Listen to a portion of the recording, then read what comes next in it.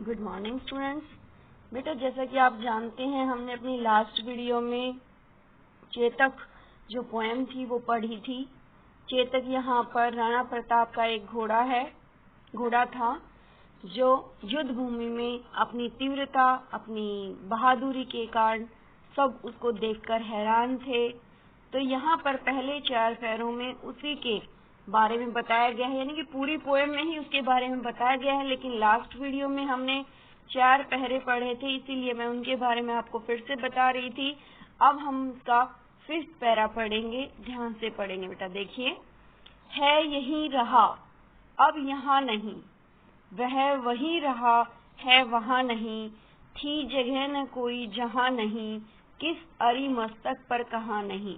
यहाँ पर बेटा देखो बात के बड़ी अजीब तरीके से बताई है, लेकिन यहाँ पर राणा प्रताप के घोड़े चेतक के बारे में कहा गया है यही रहा कि ये घोड़ा अभी यहाँ था, अब यहाँ नहीं है। वह वही रहा, अब यहाँ नहीं है तो वो वहाँ है वहाँ नहीं, अब वहाँ भी नहीं है। यानी कि जो घोड़ा है उसकी तीव्रता के बारे में बताया गया। कभी तो वो यहाँ दिखाई देता है, कभी यहाँ दिखाई नहीं देता, फिर वो दूर दिखाई देता है, फिर वहाँ भी दिखाई नहीं देता।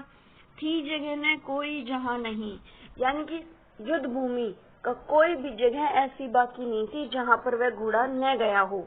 किस अरी मस्तक पर कहाँ नहीं, यानी कि ये जो घोड़ा है, यानी जो चेतक घोड़ा है, ये युद्ध भूमि में हर कोने में अपनी छाप छोड़ चुका था। ये हर शत्रु के मस्तक पर यानी माथे पर, हर दुश्मन के माथे पर अपने पैरों के निशान छोड़ चुका था, अर्थात हर व्यक्ति से, हर दुश्मन से वो भिड़ चुका था। कहने की बात है कि राणा प्रताप को अपनी पीठ पर बिठा करके वह युद्ध भूमि के हर कोने में दुश्मनों पर वार कर चुका था।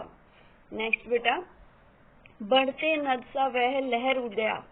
नद मतलब नदी, जिस प्रकार से नदी लहराती हुई चलती है वैसे ही वह चेतक घोड़ा था, वो भी लहराता हुआ चल रहा था। वह गया फिर ठहर गया, यानी कि जिस प्रकार से नदी चलती है फिर ठहर जाती है, वैसे ही वो चलता जा रहा था और फिर एक जगह रुक करके वार करने लग जाता था। विकराल मतलब भयंकर, वज्रमय मतलब एक तरह से बिजली की चमक के साथ, यानी वज्रमय में एक तरह से वज्र मतलब बिजली।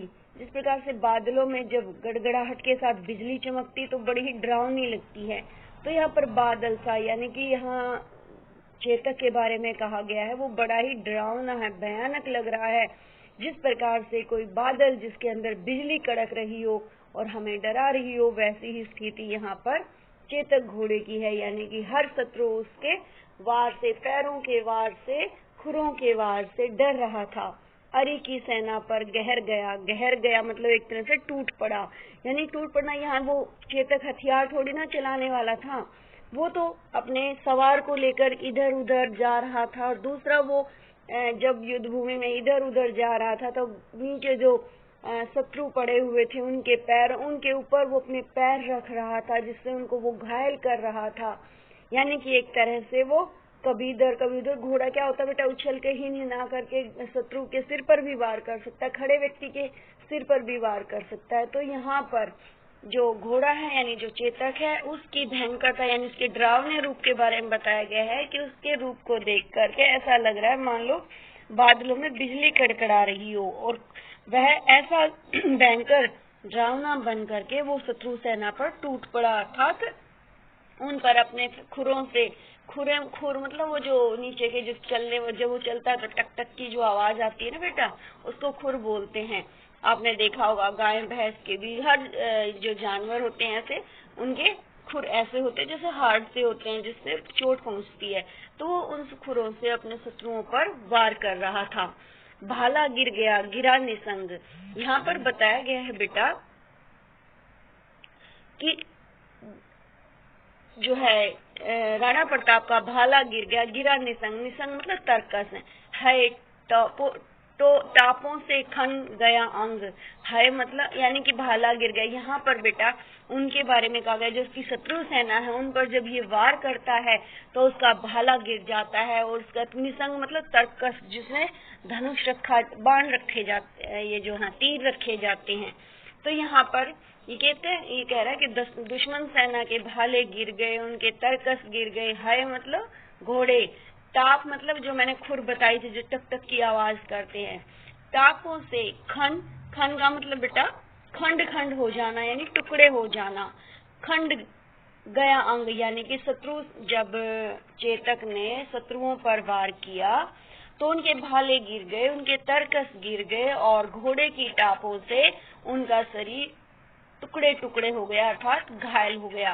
बैरी मतलब दुश्मन, समाज रह गया दंग, दंग मतलब हैरान।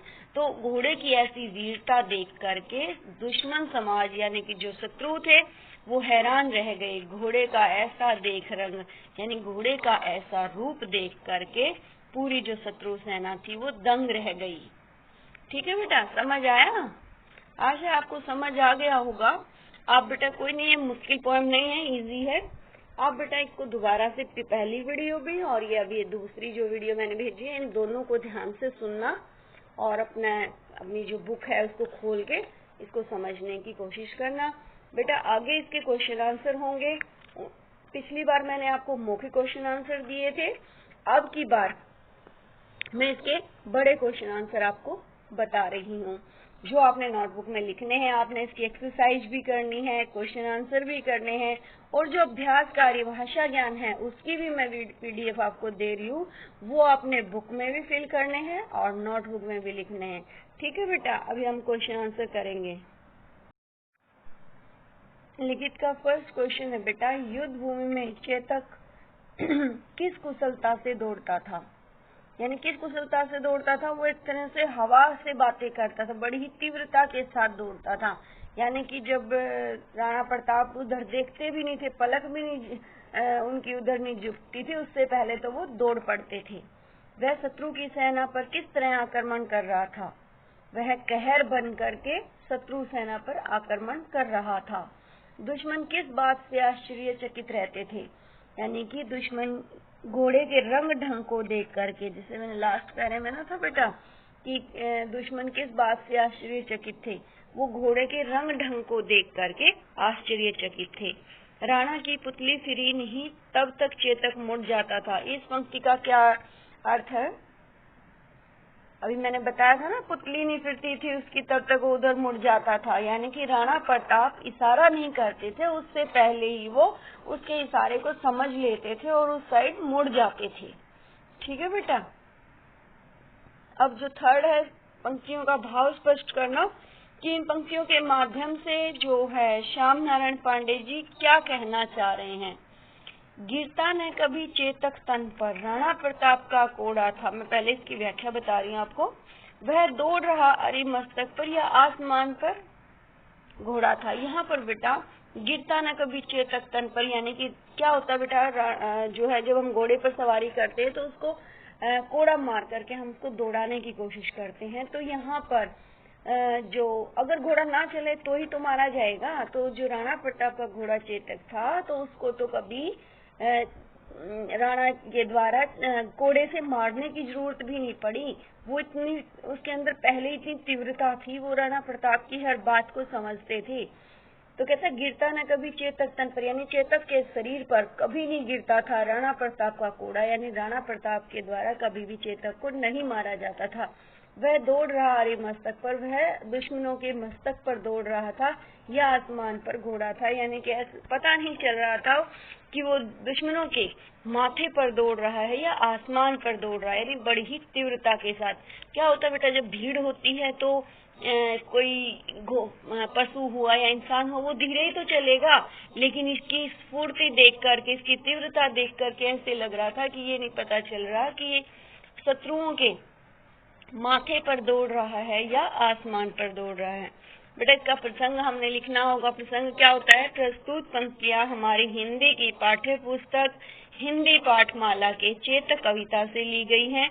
इसके रचयिता श्री श्याम नारायण पांडे जी हैं। इस कविता में चेतक की समझदारी व बहादुरी का वर्णन यहाँ पर जो है श्याम नारायण पांडे जी कर रहे हैं। बेटा इसकी व्याख्या ही लिखवाई गई है, भाव स्पष्ट होता है। मेन रूप से यहाँ पर भाव में हम लिख सकते हैं कि यहाँ पर जो घोड़ा है राणा प्रताप का जो घोड़ा जिसका नाम चेतक है वो बड़ा ही निराला है। वो अपने सवार को इस तरह से लेके उड़ जाता था कि जिस प्रकार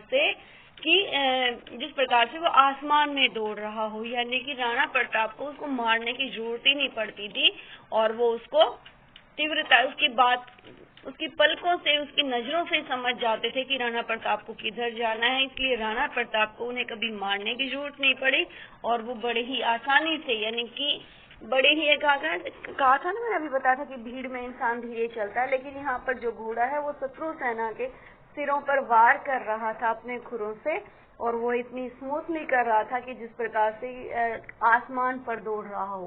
ठीक है बेटा, तो यहाँ पर यही भाव है इसका कि यहाँ पर राणा प्रताप जो चेतक है उस चेतक की वीरता यहाँ पर दर्शाई गई है। ठीक है बेटा, इसके सही विकल्प चुनकर आप चुनने हैं, जो निशान आपको लगाने हैं। अगर पोएम आपको समझ आ गई होगी तो ऑप्शन दिए हुए हैं वो बड़े इजी हैं, आपको वो ऑप्शन फिल करने हैं और एक्सरसाइज भी आपको करनी है। एक्सरसाइज भी मैं आपको भेज रही हूँ। ठीक है बेटा, थैंक यू।